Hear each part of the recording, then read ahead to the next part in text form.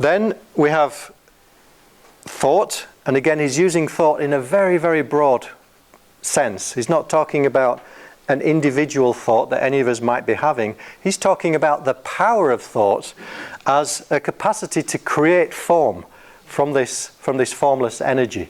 So thought turns this energy into something specific. You say, well, I just had a thought. So you've taken that universal infinite energy and you've honed it down and you're thinking about just this. So it brings form from that formless energy. And then the third term he uses, consciousness. You could substitute awareness, I suppose. It's the same thing, which is the capacity to experience whatever it is that you're thinking in that moment. To actually have an experience and to know that you're having it. So awareness has that kind of dual function, if you like. It lets you have the experience, it activates your sensory system so that something is actually going on, you're feeling something via your senses, and you have the capacity to know what it is that you're feeling. And to even have a commentary about it if you so choose. Well, I like it, I don't like it, it feels good, it doesn't feel bad. You've got to know what you're feeling to be able to do that, to have some assessment of it. Now, Sid Banks said that actually these are not really three separate things. This is just one simultaneous, spontaneous, moment-by-moment happening that is giving us the experience that we're having every moment of our lives, including when we're asleep. And sleep's actually a good thing to look at because if you consider the dream state, for example, we're using the same biological, physiological apparatus while we're asleep. We don't switch to a different system. You can be lying in the comfort of your bed here in Devon or wherever else. You can have a dream, let's say it happens to be a scary dream. You've got a dream burglar chasing you, or you're in a dream car chase or something of that kind. Now, if we were to monitor your physiology at that moment, it would indicate that something stressful was going on for you. Heart rate would be elevated, blood pressure would go up, adrenaline would be secreted, etc., etc.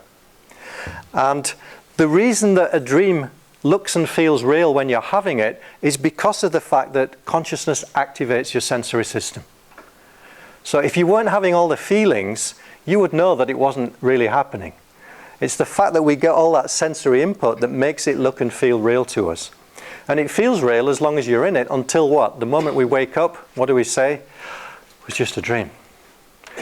And that moment of recognition where we say it was just a dream immediately calms us down. Our sensory system calms down immediately. We don't typically have to go into therapy to get over a bad dream. We usually get over it very, very quickly. The reason being we've recognized the unreality of it. We see that what we took to be real, actually, that's not real. It's just a dream.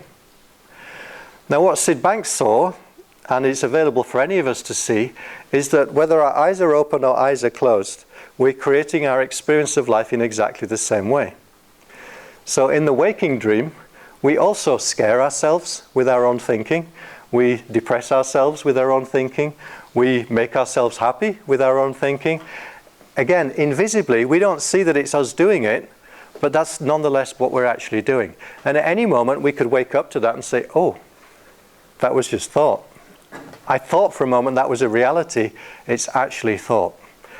Just in the way that Sid Banks did. He saw that he'd thought himself to be an insecure person. He suddenly saw, wait, that's just thought. That's a thought habit that I've been running for about 30 years. And as soon as he saw it, boom, waking up from a dream, it fell away. He saw the unreality of it. And it had no further hold on him from that point onwards. Now,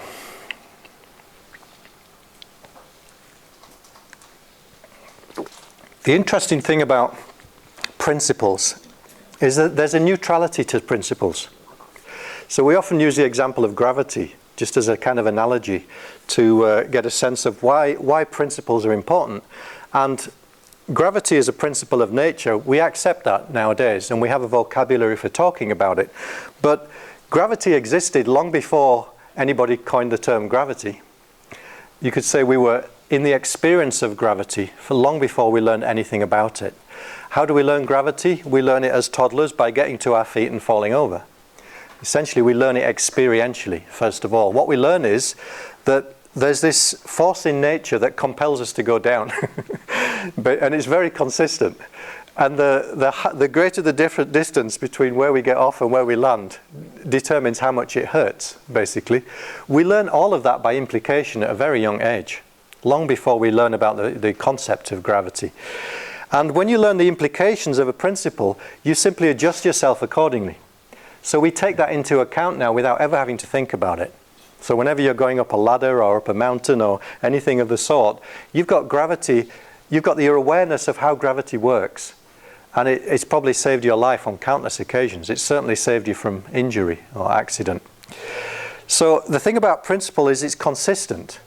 It doesn't care who you are, how important you are, how well educated you are. It doesn't even care whether you know that it exists or not. Principles apply to everybody no matter what. And as far as our understanding goes, we can say the same is true about these psychological principles, that they actually apply to every human being, whether or not they're aware of them. Now that's quite a radical thing for someone to say, especially someone who's completely outside of the field of psychology itself. Sid Banks was basically saying, these are the principles that underpin all human psychological, emotional experience.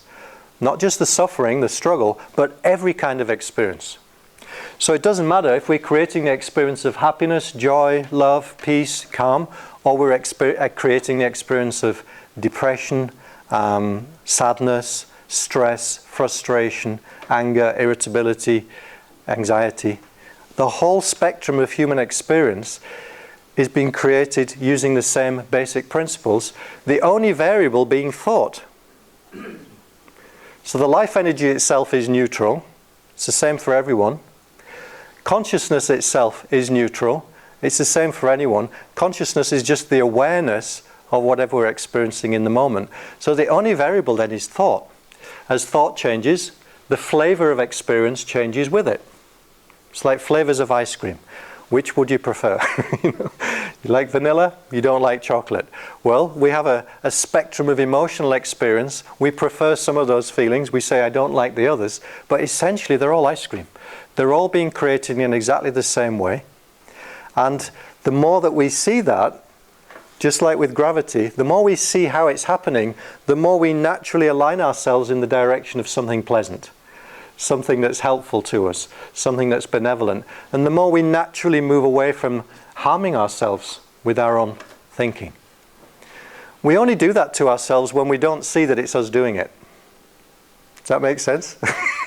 It's a bit like, if you've had a sore finger for a long time, and it happens that you've been sticking your finger in the fire on a regular basis, but you'd never noticed.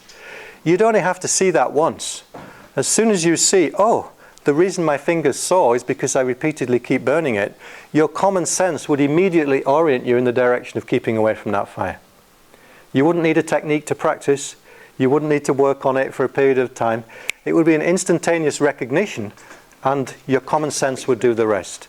Well, it's the same with this. As soon as you see that you've been using thought against yourself in a variety of ways, whenever you see that, you're going to stop doing it to yourself. You're going to use the same gift in more creative ways. Okay, so I'm moving at quite a pace here. I usually would allocate about a day to introduce the principles, and we've got about 40 minutes. But it's all right. We've got some other speakers coming who I know are going to pick up these themes and unpack them with you a bit more. But I just want to give you as much of an overview in the hope that some of it sticks, some of it will touch you. And I'm sorry, I apologize if I'm running a little bit fast. So I'm essentially going to say the same thing in a slightly different way. What we have here is an invisible, intelligent, formless, this life force energy behind all of life. It's important to take that into account because that's the source, that's really the true source of all of our experience. And why is that important? Because if you don't take that into account, it's going to look like it's your job to manipulate thought, do something with thought, control thought, change thought, generate thought, etc. And you don't want to get into that. That's a recipe for hard work. Okay? What you want to recognize is that there is a source behind this energy which we call thought and consciousness, and it's not any of us personally. It's bigger than us. And we've all had experiences where something just came to us. you suddenly got inspired. You suddenly got a creative idea. Something just popped into your head that solved a problem that you'd been up against. Well, where did that come from? We can't really say, but we can point to something that's beyond our personal self. It wasn't anything that you'd learned or anything that you'd rehearsed or practiced. Literally, it comes out of the blue. Now, as soon as an idea takes form, it turns into a concept, a belief. We can add more to it and turn it into a whole philosophy, a system of morals, values, meanings, a religion, you name it. But essentially, that's just a form that's being created from these formless principles. And that in turn is giving rise to all of the thoughts and feelings that are guiding our daily lives. So I want you to draw a distinction here between the power of thought, which is like a formless neutral energy, and the content of what we think about. On one level, they're one and the same thing. But what I want you to get more interested in is the power of thought itself. And I'll say a bit more about that in a moment.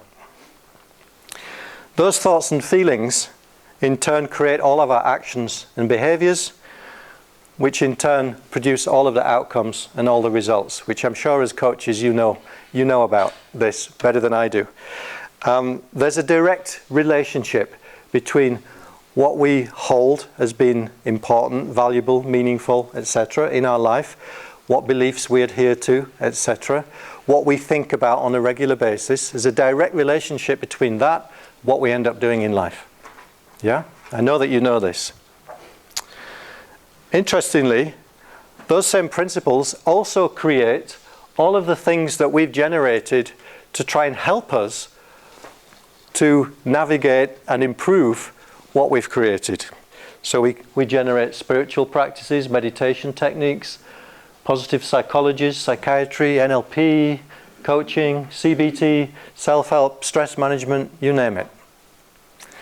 Now, this is an interesting point because people say, well, what's the difference between three principles and this that I'm already doing? Okay? Because it sounds familiar to me, and it will sound familiar to you. It did to me as well. It sounded a lot like things that I'd already learned. But here's one distinction that you can consider. All of these techniques, practices, methodologies, and many, many more which we could add to this, they are all, let's say, downstream of the principles that generated them in the first place. They are all products of those same principles. The principles themselves sit behind anything that we think about and anything that we do to deal with what we're thinking about. Does that make sense? What the principles are about is something that's upstream of all of that. It's the source of all of that. It's the source of all the thinking that we're generating, all the feeling experience that we're generating. It's also the source of all the things we do to try and improve that, or to try and change it, to try and modify it. So the principles themselves are not in the same category as any other kind of technique on self-help or helping approach. They are the source of origin of every kind of approach that you can think of. And that's a hard thing to get our head around. You say, well, what are they then exactly? Well, how do I apply them? Well, you don't. They're applying you. We don't go around thinking about how do I apply gravity today. We just know that it's always on. It's always operating, and we take it into account accordingly. Well, the same is true of these principles. It's an operating system for life, which we're subject to. This is just the way that life operates through us as human beings. Once you start to see that, you take it into account. It clears up misunderstandings, essentially. That's what the principles do for us. They don't give you something that you have to do or practice. What it does, it clears up the misunderstandings about where your experience is coming from.